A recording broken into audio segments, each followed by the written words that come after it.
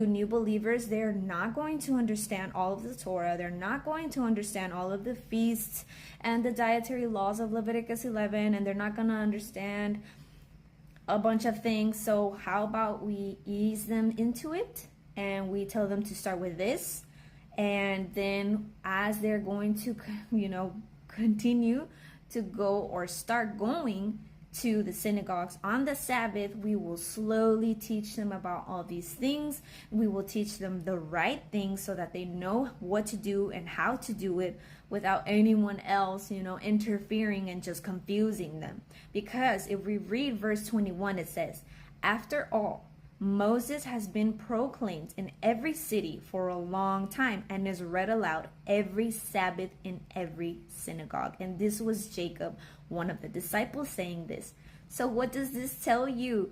He's literally saying that these new believers are babies. We cannot just throw food at them. They're not going to know how to eat it. We have to give them milk and then baby food, and then they can have a good, full, solid meal, right? And that's exactly what they're trying to do here. If you read the previous chapter, Acts 14, this Acts 15 will make so much more sense. That's what I had to do.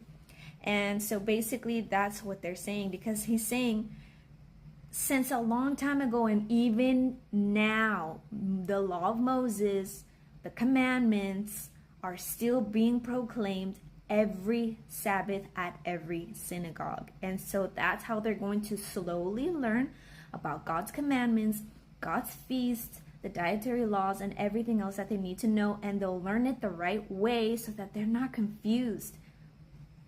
But in no way does it say that these four things replace all of the commandments, that the law is done away with, that the new believers don't have to keep any of the law or the commandments or the feasts or anything like that. It in no way and nowhere does it say that.